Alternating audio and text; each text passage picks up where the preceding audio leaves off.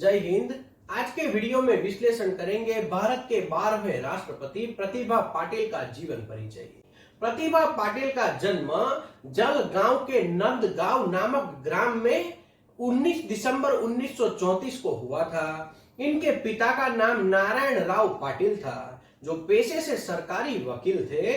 उस समय देश पराधीनता की जंजीरों में जकड़ा हुआ था। ऐसे में यह कल्पना करना कि देश स्वाधीन होगा और स्वाधीन भारत की महामहिम राष्ट्रपति नंदगांव ग्राम की एक बेटी बनेगी, सर्वथा असंभव देख सकते हैं। प्रतिभा पाटिल के पिता सरकारी वकील थे। इस कारण परिवार में बेटी की शिक्षा के लिए अनुकूल माहौल था।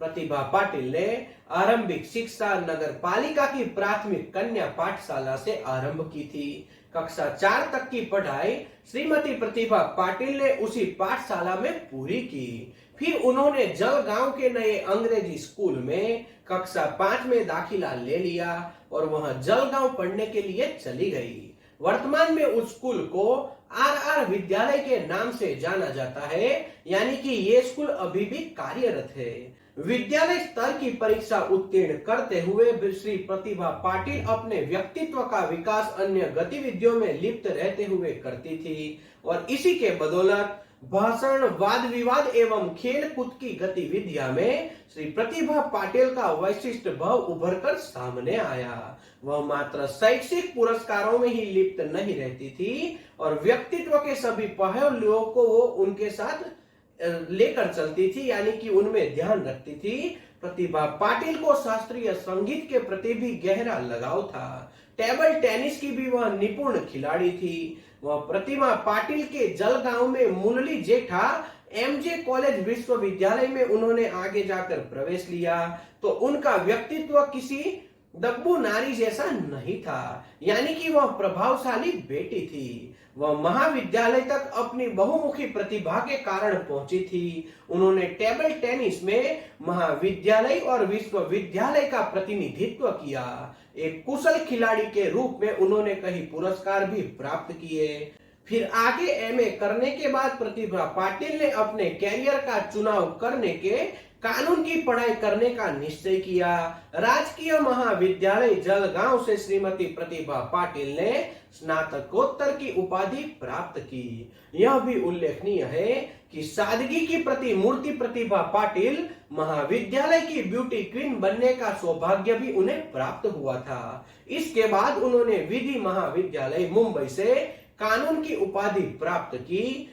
एक बात तो ध्यान में रखने वाली है, किसी भी व्यक्ति की मानसिकता पर उसके आसपास के माहौल, देश काल एवं परिस्थितियों का समग्र प्रभाव पड़ता है।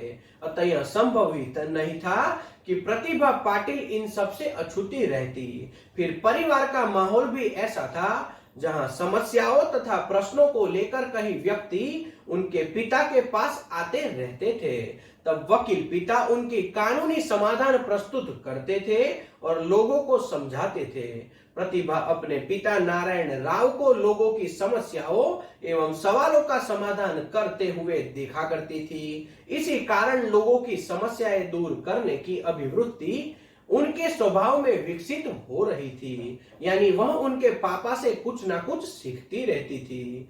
पाटिल परिवार की बेटी प्रतिभा पाटिल का पाणी ग्रहण संस्कार डॉक्टर देवीसी रामसी शेखावत के साथ 31 वर्ष की उम्र में 7 जुलाई 1965 को संपन्न हुआ था। पेशे से शिक्षक देवीसी शेखावत मूल रूप से राजस्थान के सीकर जिले के गांव छोटी लोसन के निवासी थे, लेकिन काफी समय पूर्व उनके पूर्वज जलगांव महाराष्ट्र में स्थायी रूप से आकर बसे थे। श्रीमती प्रतिभा पाटिल को एक बेटा और एक बेटी है। दोनों का विवाह इस वक्त हो चुका है। उनके बेटों के नाम राजेंद्र श्री शेखावत और बेटी का नाम ज्योति राठौर है। दादी एवं नानी के रूप में उन्हें 8 बच्चों का प्यार मिला है, यानी उनके बेटे और बेटी के घर पे कुल 8 बच्चे हैं। प्रतिभा पाटिल ने विधि विद्यालय मुंबई से कानून की उपाधि प्राप्त करने के पश्चात अपने पिता श्री नारायण राव पाटिल की भांति वकालत करना शुरू कर दिया। वकालत के पेशे के साथ साथ जलगांव की गरीब एवं आदिवासी महिलाओं के उत्थान में भी वह महत्वपूर्ण योगदान देने लगी और अब तक श्रीमती प्रतिभा पाटिल राजनीति में जाने का कोई इरादा उनका बिल्कुल नहीं था। वकालत का पेशा भी अच्छा चल रहा था। उन्होंने जलगांव में अपनी एक स्वतंत्र पहचान सफल एडवोकेट के रूप में बना ली थी। यानी कि बहुत छोटी सी उम्र में उन्होंने जलगांव जिले में एक अच्छे वकील का नाम हासिल कर लिया था। जब प्रतिभा पाटिल सामाजिक कार्यों से जुड़ी थी तब कांग्रेस के नेता अन्ना साहब केलकर ने उन्हें उनमें छिपी राजनीतिक प्रतिभा को पहचाना। अन्ना साहब केलकर की प्रतिभा को कांग्रेस से जोड़ लिया और वह पार्टी की कर्मनिष्ठ सदस्य बन गई। लेकिन उस समय तक प्रतिभा पाटिल राजनीतिक महत्वाकांक्षाएं उनकी बिल्कुल शून्य थी, यानी कि उन्हें राजनीति में कुछ भी नहीं आता था। फिर आया 1962 का वह दौर जो प्रतिभा पाटिल के जीवन की दशा और दिशा तय करने के लिए प्रारब्ध ने पूर्व से निर्धारित कर रखा होगा। अन्ना साहब केलकर ने प्रतिभा को सक्रिय राजनीति में आने का निमंत्रण दिया, विधानसभा चुनाव लड़ने का आग्रह किया। जलगांव के एकलाबादी विधानसभा क्षेत्र से इन्हें कांग्रेस का टिकट भी प्राप्त करवा दिया गया। महाराष्ट्र के विदर्भ क्षेत्र में जलगांव जिले में विधानसभा की एक सीट से एक चेहरे को टिकट प्राप्त हुआ था, जिसे राजनीति का कोई भी अनुभव नहीं था। प्रतिभा की सादगी और निष्कलंक छवि ने इलाहाबाद के मतदाताओं को रिझाने में पूरी मदद की। प्रतिभा ने भी चुनाव प्रचार में पूरी शक्ति लगा दी थी। लोग उनकी सभाओं में भारी तादाद में आ रहे थे और कांग्रेस की उस महिला उम्मीदवार के विचारों से प्रभावित होते जाते थे। फिर प्रतिभा ने बड़े अंतर से चुनाव की वैतरणी पार कर ली, यानी कि वह जीत गई। एक गैर राजनैतिक महिला ने सफलता का परचम लहराकर राजनीति में पहली बार प्रवेश कर लिया था। इस प्रकार 1962 में मात्र 27 वर्ष की उम्र में ही प्रतिभा राजनीति में स्थापित हो गई। 1967 के महाराष्ट्र विधानसभा चुनाव में उन्हें पुनः चुना गया। तब 1967 से 1972 तक इन्होंने बतौर राज्य मंत्री जल, स्वास्थ्य, आवास, पर्यटन, संसदीय कार्य आदि महत्वपूर्ण विभाग सफलता के साथ संभाले थे और ऐसे में उनके कार्य की प्रशंसा भी की गई। विभिन्न विभागों में जुड़े रहने के प्रतिभा को अतिरिक्त लाभ मिला।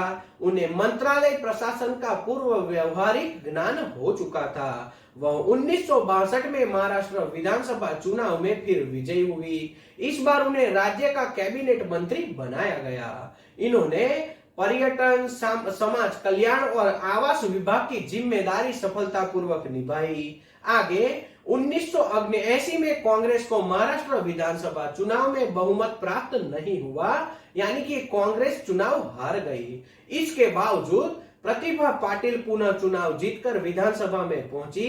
तब जुलाई 1979 से फरवरी 1980 तक उन्होंने विपक्षी नेता की बहुत अच्छे से भूमिका निभाई थी। 1980 के महाराष्ट्र विधानसभा चुनाव में प्रतिभा लगातार 5वीं बार विजयी हुई। इस बार इन्होंने 1982 से 1985 तक कैबिनेट मंत्री के तौर पर ग्रामीण विकास, समाज कल्याण एवं नागरिक आपूर्ति तथा आवास मंत्रालय का कार्यभार पूरी जिम्मेदारी के साथ संभाला।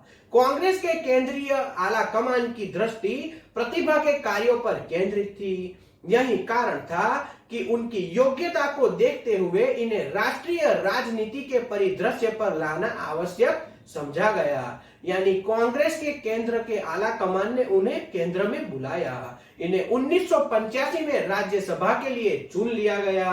1986 में प्रतिभा को 2 वर्ष के लिए राज्यसभा के उपसभापति पद का दायित्व सौंपा गया। इस नई जिम्मेदारी को भी उन्होंने बखूबी अंजाम दिया, यानी बहुत अच्छे से निभाया। उन्होंने सदन संचालन का दायित्व पद की गरिमा के अनुकूल पूरा किया। फिर 1990 में अपना कार्यकाल समाप्त होने पर प्रतिभा पाटिल राज्यसभा में बनी रही। उसके बाद उन्होंने अपने गृह क्षेत्र जलगांव में जाकर सामाजिक समस्याओं का समाधान करना आरंभ कर दिया। 1991 में कांग्रेस पार्टी ने श्रीमती प्रतिभा पाटिल को अमरावती सीट से लोकसभा के लिए अपना उम्मीदवार बनाया। यह कांग्रेस का इन पर किया गया विश्वास था। इसके पूर्व उन्हें कभी भी लोकसभा का टिकट कांग्रेस की ओर से नहीं दिया गया था। अमरावती सीट पर वह लोकसभा के लिए चुनी गई, यानी कि उन्होंने चुनाव जीत लिया। कांग्रेस पार्टी के लिए प्रतिभा पाटिल ने अपने जीवन का अमूल्य वर्ष दिए थे, यानी कि अपना पूरा जीवन कांग्रेस पार्टी को उन्होंने समर्पित किया था। उनकी समाज और कांग्रेस पार्टी के प्रति प्रतिबद्धता को देखते हुए 2004 में उन्हें एक सर्वथा नई जिम्मेदारी प्रदान की गई। इस बार वह जनप्रतिनिधित्व नहीं थी, बल्कि उनका चयन राजस्थान के राज्यपाल पद के लिए किया गया था। उस समय राजस्थान में भारतीय जनता पार्टी की सरकार थी और वहां बतौर महिला मुख्यमंत्री वसुंधरा राजे सिंधिया स्थापित थी। श्रीमती प्रतिभा पाटिल को राजस्थान के राज्यपाल के रूप में कार्य करने का कोई पूर्व अनुभव नहीं था, यानी कि उन्हें पहली बार राज्यपाल की तौर पर चयन किया गया था। तथापि वे राज्यपाल पद की गरिमा के विषय में पूर्ण जानकारी रखती थी, क्योंकि वह वकील थी। बहरहाल उनका राजस्थान के राज्यपाल बनना इस दृष्टि से चुनौतीपूर्ण कार्य था कि वहां भारतीय जनता पार्टी की लोकतांत्रिक सरकार थी और स्वयं प्रतिभा पाटिल पूर्व में कांग्रेस की राष्ट्रीय स्तर की राजनीतिज्ञ रह चुकी थी। राजस्थान के राज्यपाल के रूप में उन्होंने न केवल अपने कर्तव्यों को अच्छी तरह से अंजाम दिया, बल्कि भारतीय जनता पार्टी की लोकतांत्रिक सरकार के साथ मजबूती के साथ हमेशा खड़ी रही, यानी कि उनका सपोर्ट किया। राज्यपाल के रूप में श्रीमती प्रतिभा पाटिल का मर्यादित आचरण प्रशंसा का विषय बना रहा। जब राजस्थान में गुर्जरों ने आरक्षण की मांग को लेकर हिंसक प्रदर्शन किए और सड़क तथा रेल मार्ग को बाधित कर दिया, उससे एक कदम आगे बढ़कर यह भी हुआ कि मीणा समाज के लोग जनजाति आरक्षण के बंटवारे का विरोध करने के लिए गुर्जर समाज के मुकाबले में आ खड़े हुए, यानी दो समाज एक सामने खड़े हो गए। कुछ स्थानों पर दोनों समुदायों ने हिंसक टकराव भी हुए। राजस्थान जैसा शांत प्रदेश आरक्षण के कारण जातीय हिंसा की चपेट में आ गया था। राजनैतिक दूरदर्शिता से ही टकराव को टाला जा सकता था। यह वह समय था जब संपूर्ण प्रदेश और देश की निगाहें प्रतिभा पाटिल पर लगी हुई थी। लोगों को उम्मीद थी कि लॉ एंड ऑर्डर की पूर्णतः विफल होने पर राज्यपाल द्वारा राष्ट्रपति शासन की अनुशंसा की जाएगी, लेकिन प्रतिभा पाटिल ने लोकतांत्रिक सरकार को मौका दिया, यानी कि जो सभी राज्यपाल और राष्ट्रपति को करना चाहिए वह उन्होंने किया। वह प्रदेश में कानून व्यवस्था को पुनः पटरी पर लेकर आई, वह भी तब जब सर्वोच्च न्यायालय ने राजस्थान की प्रशासनिक स्थिति पर तीखी प्रतिक्रिया व्यक्त की थी। फिर भी उन्होंने सरकार पर भरोसा जताया। यदि कोई अन्य दुराग्रही राज्यपाल होता तो सर्वोच्च न्यायालय की टिप्पणी को ढाल बनाकर राजस्थान में राष्ट्रपति शासन लागू करने की अनुशंसा कर सकता था, लेकिन श्रीमती प्रतिभा पाटिल ने ऐसा बिल्कुल नहीं किया, यानी चुनी हुई सरकार को उन्होंने मौका दिया था। केंद्र में यूपीए गठबंधन वाली सरकार थी और वाम मोर्चा उनके साथ था। निवर्तमान राष्ट्रपति एपीजे अब्दुल कलाम का कार्यकाल समाप्त होने के बाद उन्हें पुनः राष्ट्रपति चुना जा सकता था। कांग्रेस अध्यक्ष श्रीमती सोनिया गांधी चाहती थी कि सर्वदलीय सहमति से राष्ट्रपति पद के नाम तय किए जाए। इस दिशा में उन्होंने अपने ओर से पहल करके भाजपा तथा अन्य राजनीतिक पार्टियों से इस विषय पर चर्चा करने का प्रस्ताव किया। इसमें कोई संदेह नहीं था कि यदि missile man APJ Abdul Kalam के नाम पर आम सहमति प्रस्ताव आगे बढ़ता तो उनका लगातार दूसरा कार्यकाल निश्चित था। लेकिन कुछ समय पहले जब मिसाइल मैन राष्ट्रपति अब्दुल कलाम ने पुनः राष्ट्रपति बनने के विषय में मीडिया ने एक प्रश्न पूछा तो उन्होंने अनिच्छा जाहिर कर दी थी, यानी कि एपीजे अब्दुल कलाम दूसरी बार देश के राष्ट्रपति बनना नहीं चाहते थे। इसी कारण श्रीमती सोनिया गांधी के सामने उनके नाम पर मजबूती से विचार किए जाने की कोई आवश्यकता नहीं थी। महान व्यक्तित्व और कृतित्व के धनी अब्दुल कलाम भारत के सच्चे सपूत है। उनका संपूर्ण जीवन भारत की उन्नति के प्रयासों में ही गुजर गया। कई राजनैतिक समीक्षकों का अनुमान है कि यदि मिसाइल मैन के संदर्भ में विपक्ष ने उस समय सोनिया गांधी से बातचीत की होती, जब सर्वसम्मति से राष्ट्रपति निर्वाचित करने का प्रस्ताव किया गया था, उनके नाम पर आम सहमति अवश्य बन जाती। यानी कि सभी लोगों का ऐसा मानना है कि एपीजे अब्दुल कलाम को दूसरी बार राष्ट्रपति बनाया जा सकता था, लेकिन विपक्ष द्वारा प्रस्तुत प्रस्ताव को ठुकरा दिया जाने के कारण मिसाइल मैन ने पुनः राष्ट्रपति बनने की संभावना धूमिल हो चुकी थी। राष्ट्रपति पद यूं तो कई नामों पर चर्चा की गई, लेकिन अंत में दो नाम रह गए थे जो यूपीए और वाम मोर्चा द्वारा अंतिम रूप से विचाराधीन थे।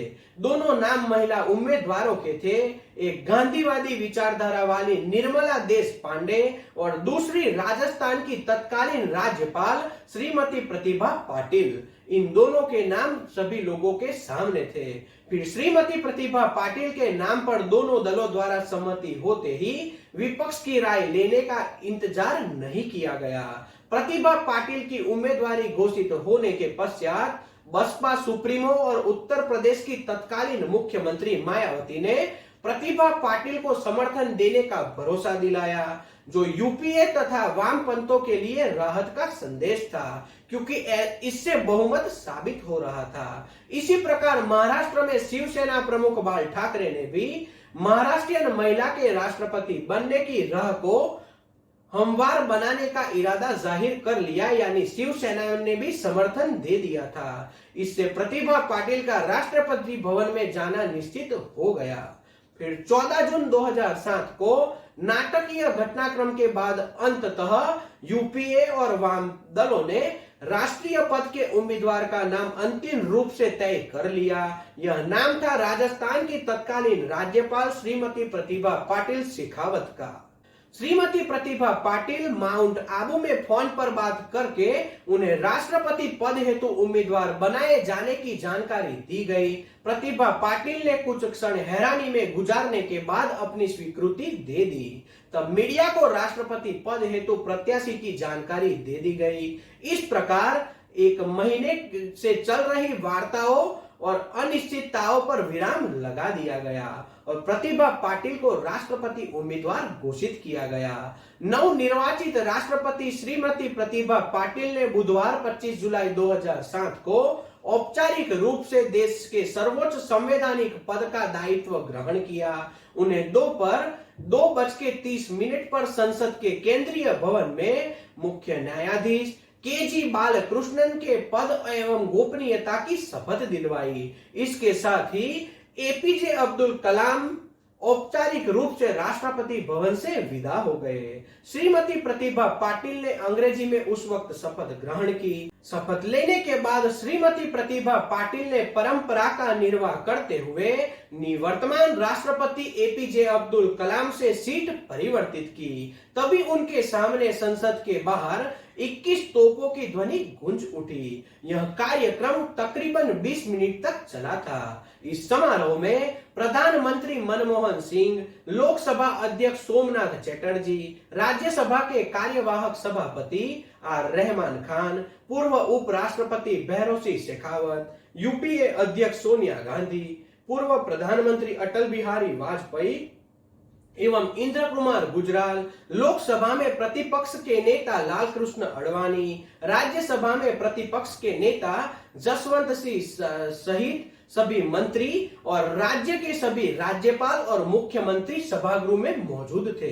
यानी कि इन सभी के सामने प्रतिभा पाटिल ने शपथ ग्रहण की। 27 वर्ष की उम्र में 1962 के दौरान राजनीतिक जीवन आरंभ किया और कांग्रेस के टिकट पर प्रथम बार महाराष्ट्र विधानसभा तक पहुंची। पर्यटन, समाज कल्याण एवं आवास मंत्रालय का कार्यभार देखा। इलाहाबाद और जलगांव की सीटों से लगातार 5 बार चुनाव जीतकर विधानसभा सदस्य के रूप में अपनी छवि बहुत अच्छी बनाई और लोगों के लिए अच्छा कार्य किया। 1985 में राज्यसभा के लिए कांग्रेस प्रत्याशी के रूप में चुनी गई। प्रतिभा पाटिल नेहरू गांधी परिवार की काफी नजदीक रही और उनकी प्रबल समर्थक भी थी। श्रीमती इंदिरा गांधी को जब दिसंबर 1977 के दौरान गिरफ्तार किया गया, यानी इमरजेंसी के बाद उन्हें अरेस्ट किया गया, तो श्रीमती प्रतिभा पाटिल ने उसका विरोध करते हुए स्वयं भी गिरफ्तारी दे दी और 10 दिनों तक तकरीबन जेल में बिताए।